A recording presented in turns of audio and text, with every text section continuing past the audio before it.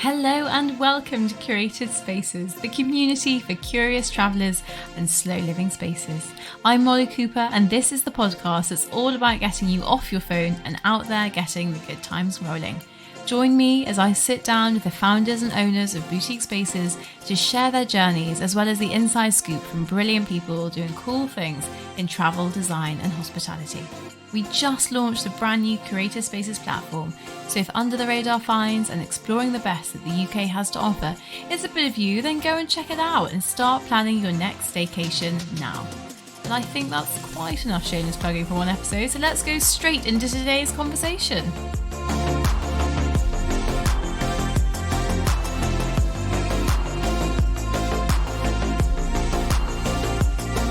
Today I'm keeping up with the Shoreditchians in East London at the Boundary, a buzzy hangout complete with rooftop terrace for soaking up summer evenings.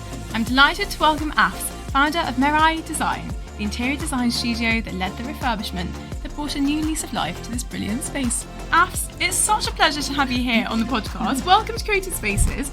How are you doing today? Very well, thanks Molly, thanks for having me. No, it's such a pleasure, and we're tucked up in the little private dining room corner of the Boundary. It is cosy as can be, these dark moody walls, and I can't wait to hear all about it. But first I'd love to hear a bit about you and your background and how we've ended up chatting here today.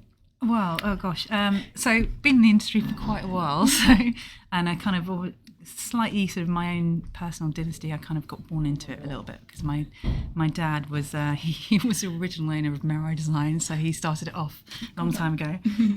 Then since retired and sort of had a little bit of a break, but so I kind of grew up with it in the sort of in the world of hotel design. Actually, my dad did for a long time, and worked for likes of Forte Hotels and Old Plitzy, and so long line of kind of loving that world. When I kind of grew up in Chelsea Harbour with all the fabrics and everything like that, so started off in that reality, and then had a long stint in a really great design and build world of Modus, and that was a good series. So I've had a good history. And then through that, I went to a company called Avrico, which hospitality interior design. And then I thought, well, this is quite fun, but thought I'd do it myself. A bit more autonomy. And that's, so in a kind of a nutshell. But I love design, and it's kind of inherent in me, but never kind of had any sort of aspirations of doing anything other than just designing.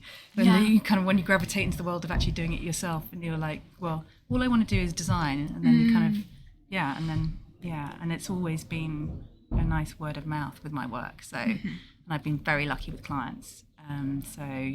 Just generally, and this came up just during COVID actually, and got an intro, and it was like, can we get this open as soon as possible? Yeah.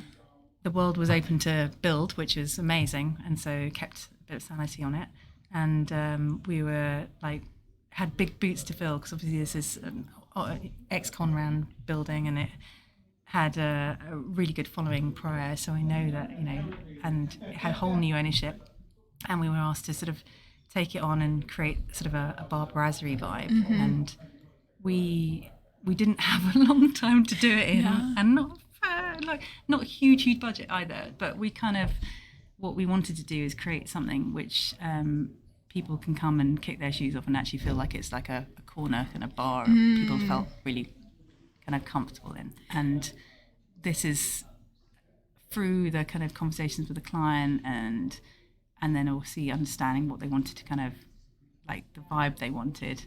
We kind of designed somewhere that we felt like, actually, let's design somewhere that we'd want to go. So we kind of slightly ignored them. We thought, you know what, let's just design a bar that we want to go to.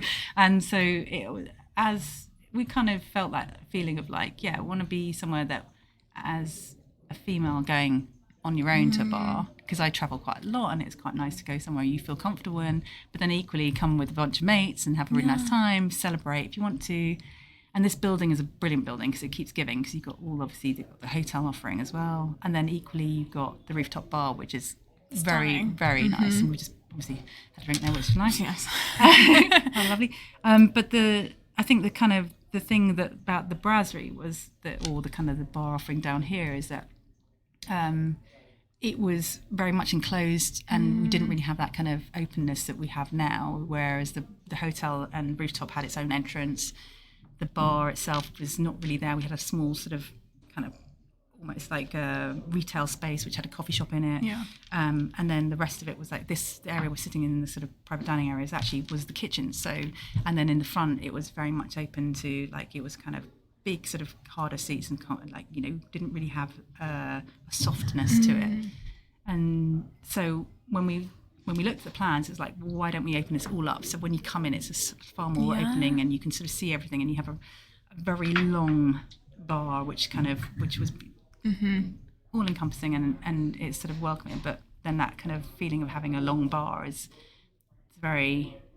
almost like a slightly American thing. And so then having that introduction of kind of making people see it as being somewhere you want to sit at. And I don't know about you, but I love sitting in a bar and eating, and, you know, I think it's... You're talking my language. And so, but then we thought, well, really long bar, then how can we kind of create a sort of atmosphere that it kind of breaks it up a little bit and less intimidating for someone coming in, and it's not a barrier between you and the guys behind the bar. Yeah. And so we introduced these kind of little sort of roundels. I don't know if you noticed, you walked along it. And we fondly call them the threesomes, because when you come in with a friend, you kind of want to, sometimes you have, you know, you three of them, you know, three of you, and you want to kind of sit and have a drink together. And so we wanted to have that sort of break up of the bar. But then the welcome experience also is that, you know, you're not just a bar, you're the reception welcoming, the rooftop's open, everything's sort of at your fingertips in a sense, in your kind of, you know, that it's all one place you can do everything in. So you can come here in the morning, have coffee, you can, you know, gravitate around, and you can have lunch here, a nice food, and then go upstairs when it's the sun's setting, and go and have a rooftop drink. And so it had quite a few faces that we needed to fill. So imagine. Well, I feel like there's so much I want to get into there. But actually, there was one bit that really resonated with me. You said this sort of leaning into almost like the American style. Yeah. Because actually, just when I was walking here earlier, I thought, it has a bit of New York about it, this street. I think maybe it's like the cobbles or like the roads. Yeah, and I suddenly had a bit the building like, does. Yeah. And interesting, the client actually gave us a sort of reference to an American play, like Bar Brazzy he'd been to, that he'd fallen in love with, and he wanted to have that vibe here. That's so interesting. So that was kind of when the early concept stages we were looking at, and we wanted it to feel like sort of a little bit like your local, but so he didn't want to alienate the kind of you know, everyone like who's local. He didn't want to have that feeling of you know, you can't walk in here, you know, after a hard day's work and just come and chill out, or you know, just, and that was a nice kind of rhythm for him to, in the sense of how he saw the people coming in, the customer, and it's always about the customer at the end of the day. And like you can't, but then you always have to put your headspace into being that customer and wanting to be the person, you know, coming here after work and actually enjoying it. But then equally, you're right on the city doorstep as well, and that sort of, you know, who's, you know, you want to pull people in from there, and you know, as it, and I mean, obviously this area has been gentrified quite a lot, and one of the things which we love, and we kind of probably touched on with our world, is that we love the texture and layers and fabrics and stuff like that, and it's quite sartorial area, because with all the kind of fabric houses that have moved in, the neighbours, and so we wanted to bring in some of those elements into this. So you notice that we've got quite a few references in terms of the fabrics we use, which is something that probably was probably more us doing it than anything else. So we wanted to so we were just so that was our kind of right. But the American thing was definitely as a part of the early stages. Because we kind of touched on it there, but maybe for people who haven't been to Boundary, or they're planning a trip to London, they haven't really hung out this part of the city before. Do you mind just maybe like painting a bit of a picture about where we are? You kind of spoke to it there. There's this real like creativity and these layers of history and culture. So in your words, what is sort of this part of the world to you? I don't know. It's quite an interesting. It's got a sense of artist sort of kind of feel to it, and a sort of rawness of London in a way. And I think that a lot of people who have kind of work here are of creative background. I think there's definitely that sort of and a real foodie scene here as well, for sure. When we were looking at it, it's just like it wasn't quite I think that we talked about the Shoreditchian thing. It was like it was something that made me giggle, because obviously there is no real, it's ever changing, and that's the thing where you can't really sort of nail down an individual that comes down here, but you have got people who will come as a destination to this place because of obviously from the city, it's got the rooftop bar and everything like that. So yeah, and I think it's a really interesting part of the city because it has this real like creative, especially these few streets around here, like lots of little boutique shops. You've got the very cool Shoreditch Arts Club just over the road. You've got all these very cool like raw places, but you can literally see the city, like the lights twinkling. It's so close. So you get the corporate type. And I'd love to know a bit about how that sort of influenced your project here. So did you get given a pretty like blank canvas, or was it sort of led by a certain clientele, or how did you even start on this building? Well, I suppose in a way, yes, of course, it kind of does. You do think about who's going to walk through these doors and who they are, and I think that was, again, it was like going back to that client moment. It's like, we don't alienate, the people who've been coming here for years, but also we want to attract other kind of people coming in through the doors, and obviously, and the environment is it's not transient in that way, but it has a different time set to it. So like, a certain time during the day, obviously you get more local people coming through, but then obviously come the evening time, it sort of changes face again, and that's that whole thing. You want to be able to serve the kind of espressos in the morning and then the coffee martinis in the evening. Do you know what I mean? Like kind of going from that kind of day to night activation. And so you're not trying to be everything, because you can't be, but at the same time you want to make a place feel inviting, that you feel cozy enough to master that sort of, be able to come here and during the day and have your laptop out, have coffee, and bring your mates in and kind of, or even have a little sort of headspace of having a meeting here if you wanted to. I mean, that's not the desired effect of this place, but then have a really good food, and that was and then having the drinks down here, and then gently kind of peeling off and potentially going upstairs for rooftop drinky, and they've got the event space downstairs, which obviously can and then they do a lot of kind of like cool events here, which recently, I don't know if you've been seeing on Instagram, I know they're kind of doing some pop-up stuff, which has been quite exciting, and that's really nice because it obviously sort of does it showcases its different sort of ways that it can be quite dynamic. But I think the one thing I really wanted in here is a sense of nostalgia, and a sense of you didn't walk in here and feel like it was somewhere that you it was too shiny and new, and you couldn't feel like you can kind of like relax, and it's too wanted that sort of slightly kicked in reality, which is maybe for me, it's like I wanted it to feel like it's already bedded, and I didn't want it to feel like that. And when we were working on the scheme together, and I got the most amazing crew that I work with, and like senior designer Karen, and at the time we had like the kind of talking about how we're gonna sort of replicate this sort of reality where it didn't have a placement of feeling of it's a really man's pub bar vibes, or it's a really so just a bit more sort of everyone's place. No, I so get that. And actually looking around, we were just speaking about it right now, this lovely tiled wall behind you,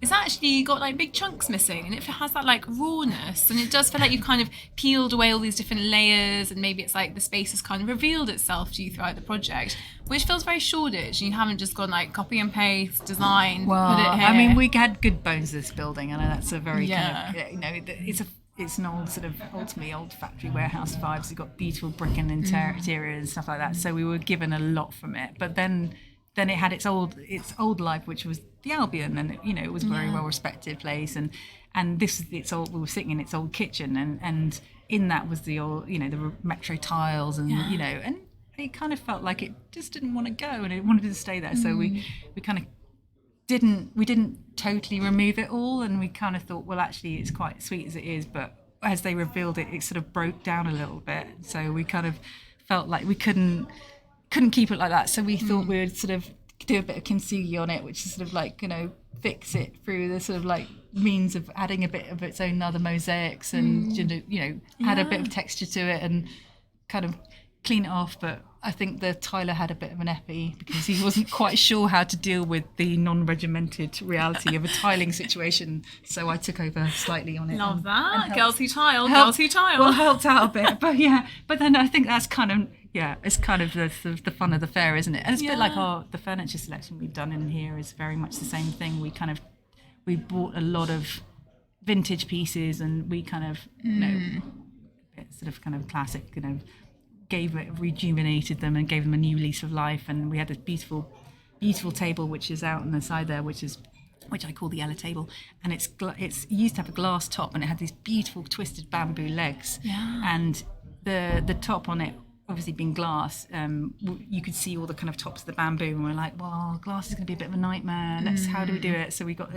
the guys to make a top and then construct it so that you can actually see the bamboo through the top of it, and it's a super sweet, like, in these old twisted legs which have probably seen better days, but actually now they've had that kind of that new life. I think they kind of it's little moments like that kind of like really kind of satisfying, and probably as you come in here a little bit more gets revealed as you kind of come back again and you see a little bit more detail. And it's with all these things, it's like, you kind of start off at the genesis of a project, and you have a kind of vision, and you want that sense of nostalgia, and that bringing in vintage furniture kind of gives you that sense of nostalgia. But then with the same token, you want to have something that feels fresh and new, so you kind of it kind of almost sort of slightly does it itself, really, in a sense, and with us, and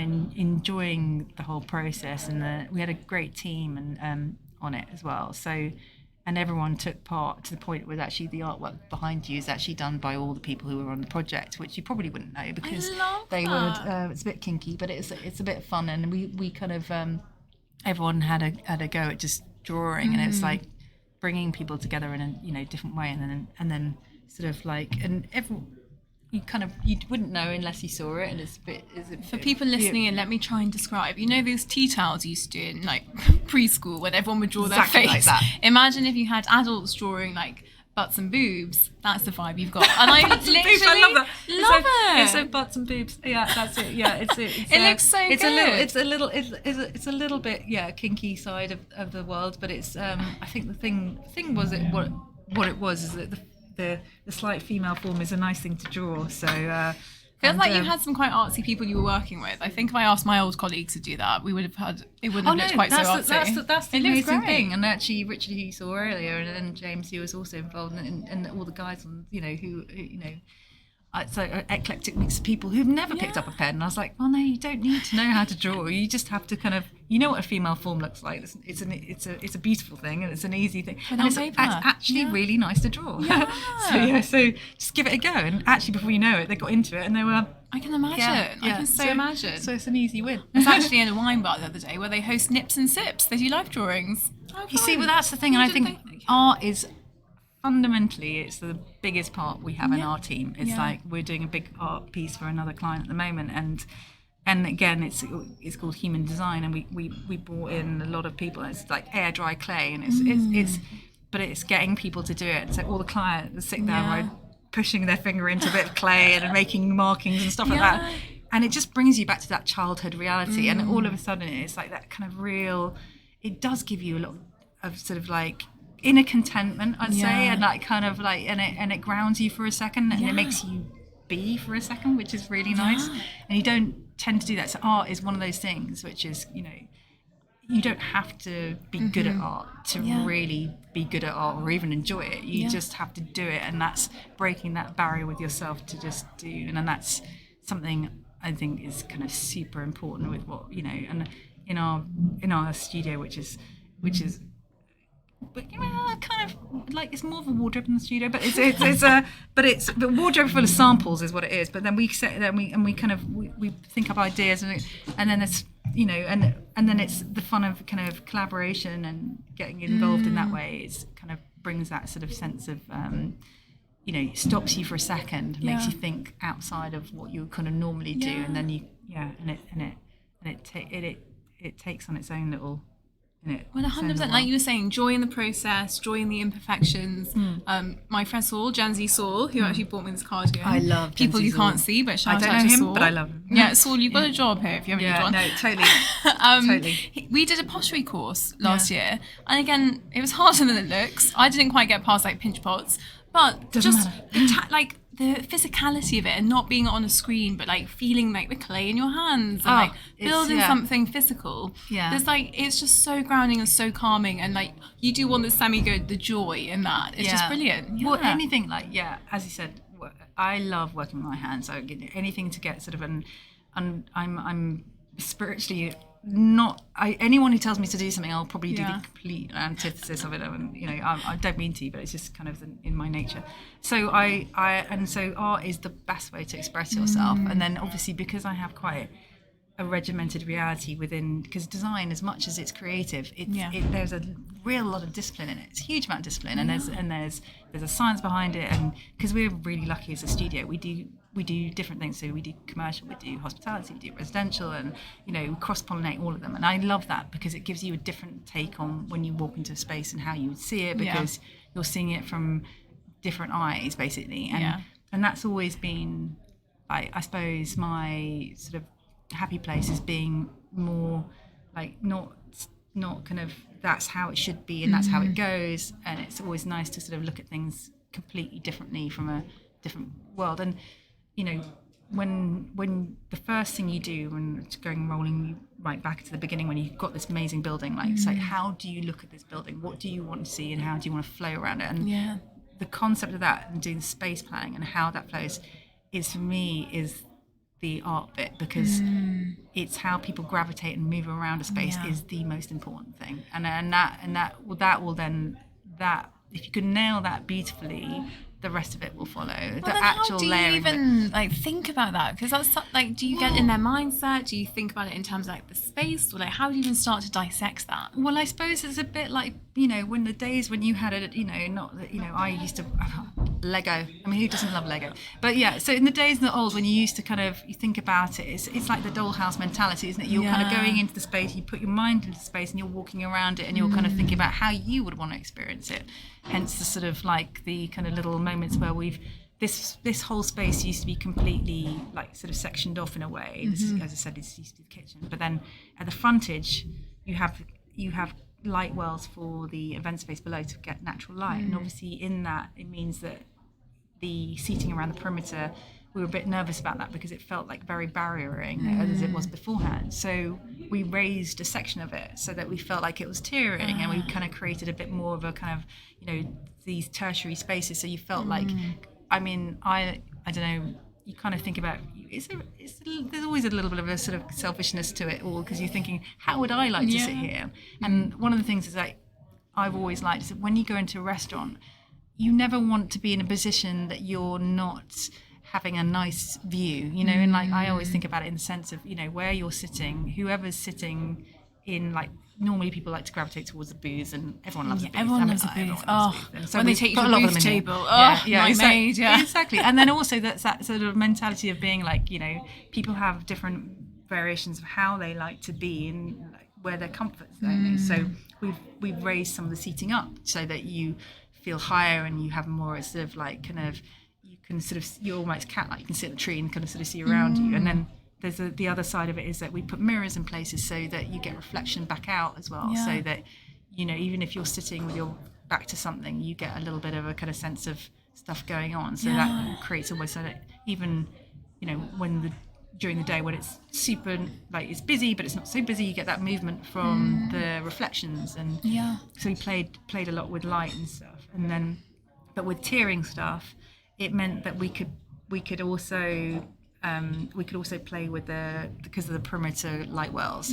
The seating felt less imposing and less with a higher back, and it didn't feel as kind of sort of, I suppose, it kind of penning you in really, which it was like beforehand a little bit. So, and then with the entrance to the main part of the hotel, which is probably, again, I was thinking about it at the beginning, it was like, let's open that out. Let's make the welcome experience be the bar, because actually, do you know what? It's not it's not a huge offering for the kind of, it's not got many keys and sensibility. You don't need a huge check-in, as it were. Yeah. So let's share that with the bar, and then it's got a bit of kind of activity when you come in, and you feel that kind of like almost really nice warm welcome experience. So those were the key things. And also what was nice is in the old, they had an entrance actually which was on the Boundary Street side, which was for the retail bit, which we removed, and we put louvered windows in, and like a bench in front of the windows.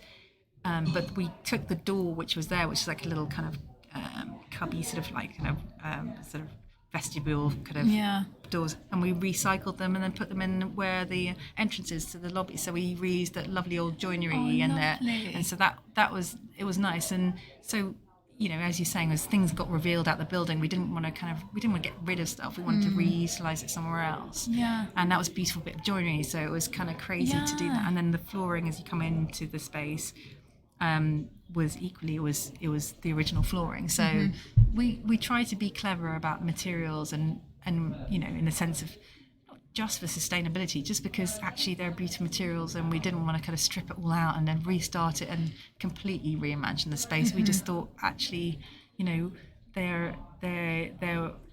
they work really well, and actually just a little bit of kind of, you know, tidy up. No, but I think you've made this really tactile space. When you walk in, there's these like lovely plush seating bits, and there's sort of lamps and these beautiful like green glass vases on the marble bar, and just like all these beautiful materials, the woods, the stones, the fabrics really come through, and you do kind of want to like run your hand along everything, and I love how it's all a bit mismatched. Like you've got, you know, like your lovely bamboo table, for example. I know, which I love. Yeah. We had, but then equally there's obviously being the budget wise, we didn't have like, you know, we didn't have a extravagant budget, and we had to make it stretch. But one of the things we did want to do is introduce a bit of like marble, because, you know, and we've had little nods to it, just because there's some lovely beautiful marbles, some of the Italian marbles we had, which have got the sort of rhythm of the red streaks coming through. I don't know if you've seen it, but on the bar, which is we call it the marble sandwich because the budget didn't allow us to do a full marble bar, so we just did a little zinc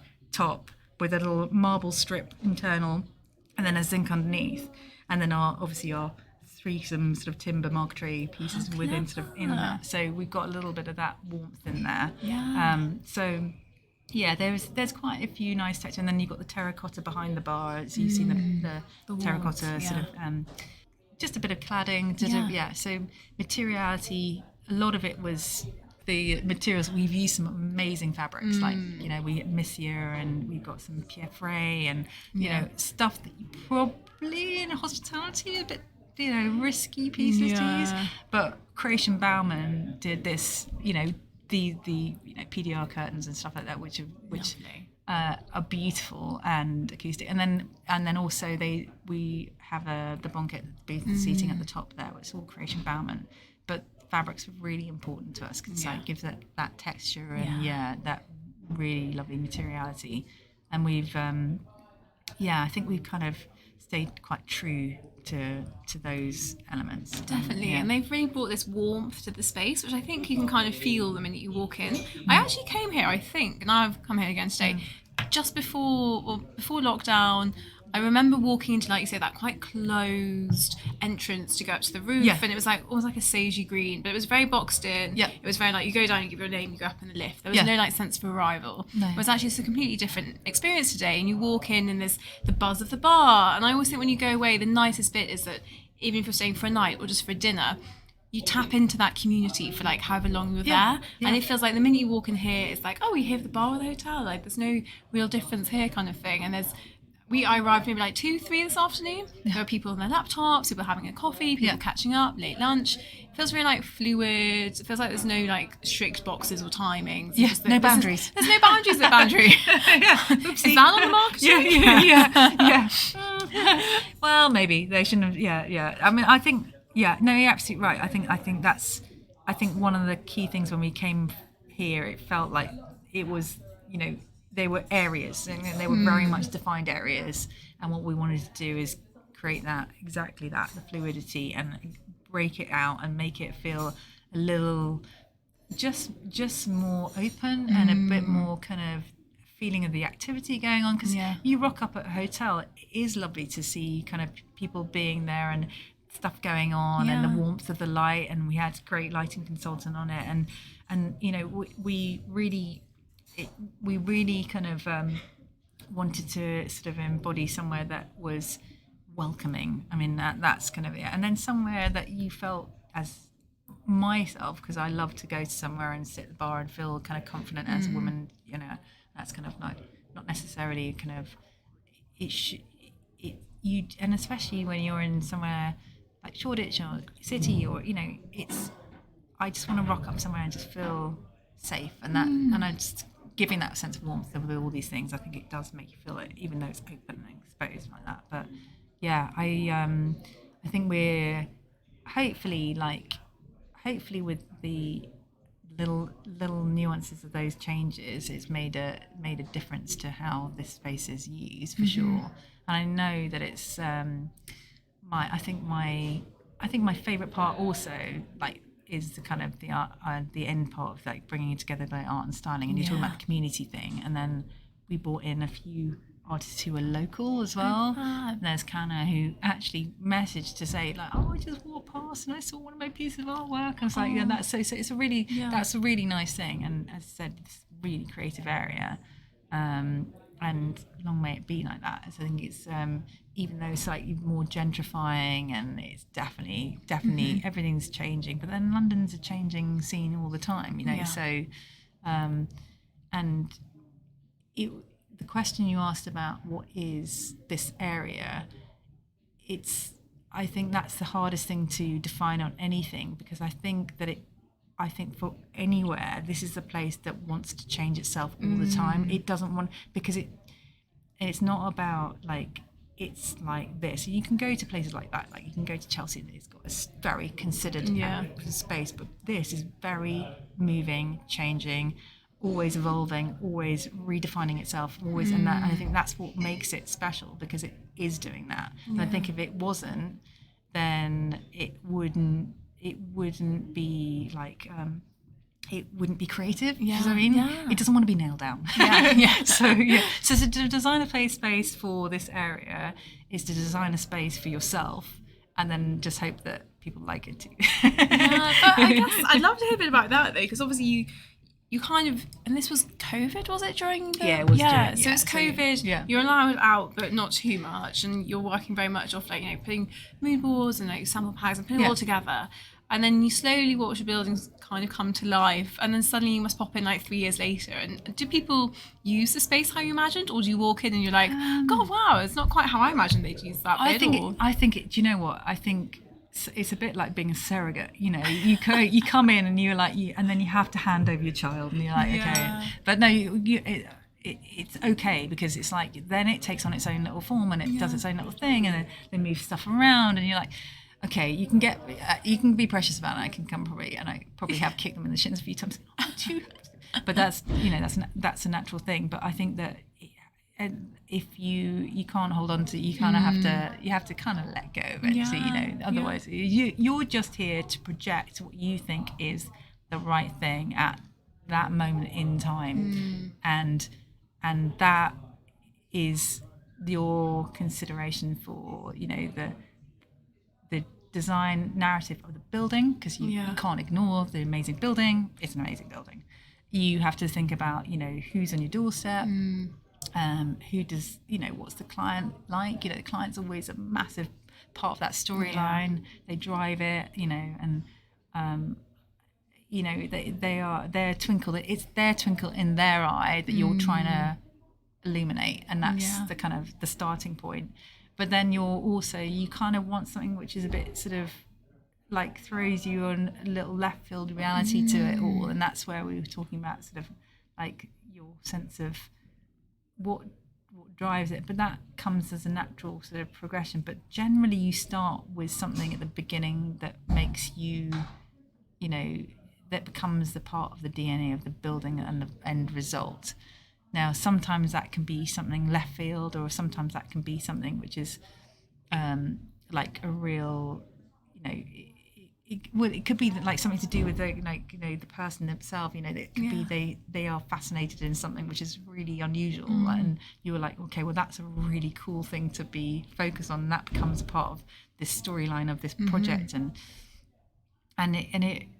you just get inspired by whoever you're working with, really, and also the people who are working around you with that, and then it then dictates to the end result, I think, and it's so different with every person you work with. They kind of come in and you're like, I have this vision, and you're like, okay, right.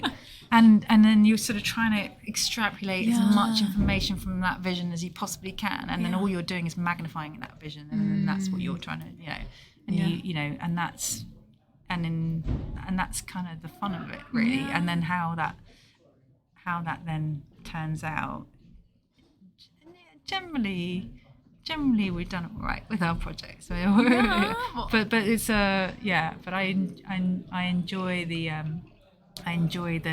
challenge of working out what gives them their happy place, basically, in terms of that. I love that. And actually it's so nice, because often you can think of a space as like quite a sterile, unliving environment. It's it's bricks, it's soft furnishings, but it's not like living or mobile. But actually, at the end of the day, it's like the people inside that space that really like bring it to life, and sort of all those visions of how people move through the space and how you think they'll want to sit, and how would you like to perch at a bar and drink your espresso in the morning. Actually watching people come in and do that, like that's what actually brings it, that like little spark, and bring it to life. So I think that's a really lovely way of sort of considering it. Well, it's probably more basic, and there's no sort of airs or graces to the reality of it, but that's all, because that's the end result of what you want, isn't it? Just to be people to come in and just feel like a sense of place, and they actually want to stay. But then around. Exactly.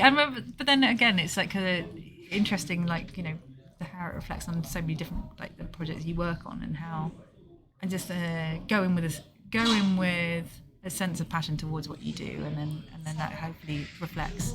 Well, the buzz is really starting to pick up outside. It feels like that Thursday drinks happy hour is fast approaching. Thursday's the new Friday over here in Shoreditch. And looking ahead then, for you, is anything exciting in the pipeline for 2024? Any other projects or? We are. We're working on another amazing project around the corner, which is.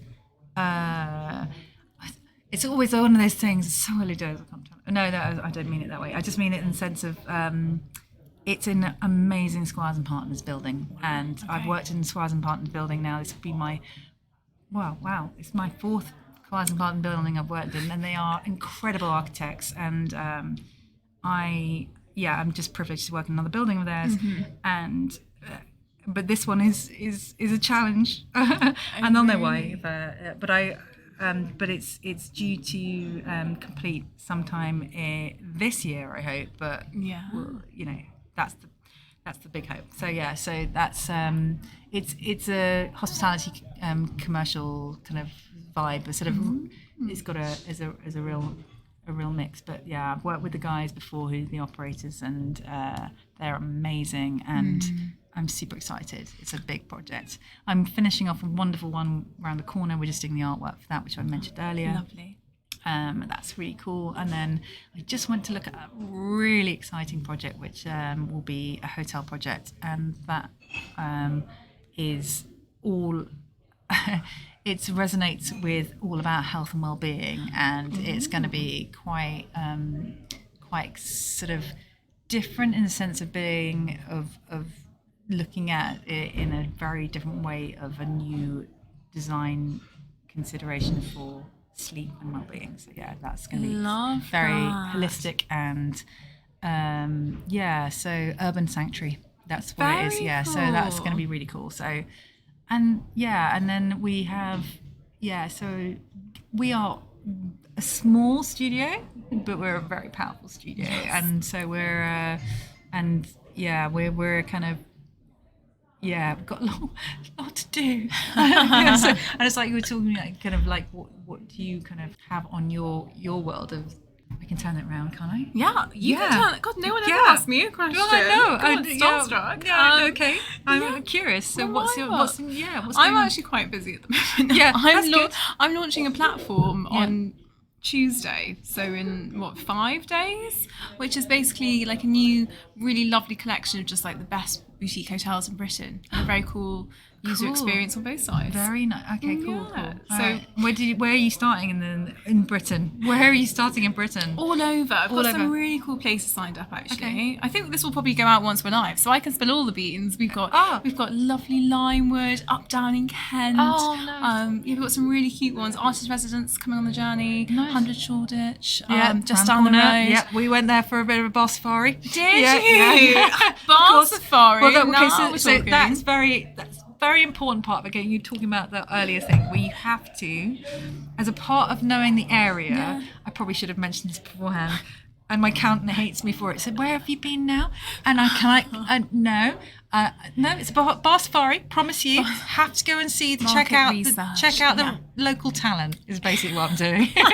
Well, next time you need company on those, you're more than welcome. Know. Yeah, I think so. But yeah, oh my gosh, absolutely. Yeah, but 100. Yeah, I mean, again, there's some lovely places really around cool here. Spots around really cool spots around here. So so I was just grateful to be in the locality of that reality, and I'm really pleased to be back here again because I love it here. Oh, I can so much. And actually, I'm just chuffed to be back because I was in tech for a few years, and actually, I love the hospitality industry. Yeah. Everyone is so lovely. Everyone's genuinely lovely. Genuinely lovely. The pride in people about the places they work. You don't really get in other industries where it's people bitch about their work and blah blah blah. Whereas here, people just light up when you're like, oh, so do you like anyway? And it's just such a generous, kind industry, and I'm chuffed to bits to be back here and building something within it. So I'm enjoying the ride, like you say, injecting some fun. Seeing where we all end up. A lot of fun, a lot of joy, all that jazz for sure. Exactly. Oh, it's been such a pleasure chatting. I do, of course, have a closing tradition. Right, I'm going to ask you 3 questions. You imagine you cash that winning lottery check, so money is of no object. Yeah. And you tell me which space comes to mind for you. So number 1 is, where are you running away to disconnect and detox? Oh gosh, sunny Swanalulu with Swanage. Weird, but true. What is? Why? I don't know. I think it's because it resonates with me in ways that kind of come childlike, and I think everyone should be a child all the time, 100%. And not be so serious. And I love places like that now, and I think that I don't know. When memories and happy places and stuff like that, and that you can kind of then I've got a lot of beautiful people that I know out there. So that kind of comes to mind. Gosh, I don't know. There's there's a billion places out there that you want to. I would probably hop around for a long time for sure, but then go back to Swanage or Swanalulu. Was not expecting to say Swanage. Swanalulu. Swanalulu. Shout out to Swanalulu. It should be on the map. You're the first person to say Swanage, and I love that. Thank you. Okay, second one, slightly different. Ultimate birthday party. Where are you hosting it? Being a January baby. Yeah. I hibernate. No, I always have done. And do you know what? I've had some amazing experiences on my birthday, and I've been very lucky. I've got some very, very good friends who've looked after me, but invariably, end of Jan, it's like everyone is either skint or they're on dry January or I'm on drinkary, if that's the word. And I genuinely, it's actually, so you can see where I'm going. I'm failing with language. I'm kind of, I hibernate and I kind of celebrate my birthday genuinely in a very calm and sort of like low-key way. But that's cool with me. But then I have been pulled out of my comfort zone a fair few times on my birthday going, and I've had some really good fun, and the people who know that they've really God, that is so cryptic, and I hope people listening, you've got that. No, well, message me what you did. Yeah, no, exactly. What goes on tour? I know. Exactly. Okay, but last one then. Your once in a lifetime bucket list trip. Where are you heading, and are you staying anywhere special? Oh, interesting. I think, where am I going? Oh, I think there's so many places. It's unprecedented how many places I'd love to go to, and I kind of like the slight sort of whimsy of the fact that I like to be taken places I don't know I'm going. So I like the fact that I get invited to the party of the fact that it will just happen through that reality. So I mean, obviously I can say I'd love to go to Japan because I've never been, and I'd love to go back to Iran because that's a bit of my heritage, and and there's but I not that I like surprises, but I think that's me in the future is going to work out. Okay, so you want a mystery ticket? I want a mystery ticket. There you go. Yeah, mystery ticket. Anyone offering? Fun itinerary.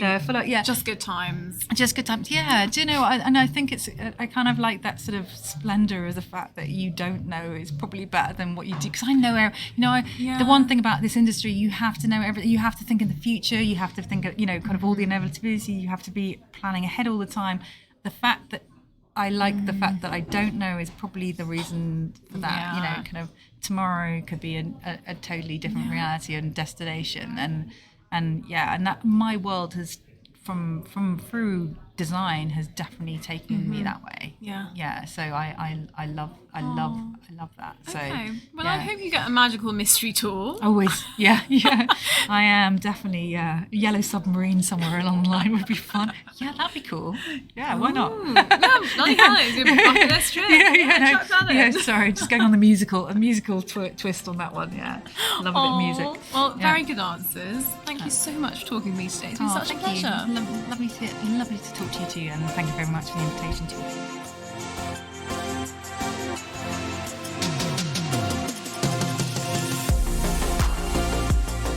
Gosh, we had a lot of fun recording this one. I was actually quite hungover the next day. We had maybe one too many spritzers. But Afs, you're an absolute angel. Thank you so much for that conversation. It was just absolutely brilliant. And thank you, lovely listeners, for tuning in. I'd love to hear your thoughts. So hit me up for natter, slide into my DMs, or leave a review. It honestly means the world and keeps the podcast going.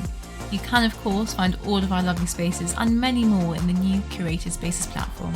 Head to app.curatedSpaces.club to explore the whole collection and start planning your next getaway. And I'll be back very soon with more stories and inside scoops, so I'll catch you then for more Curated Spaces.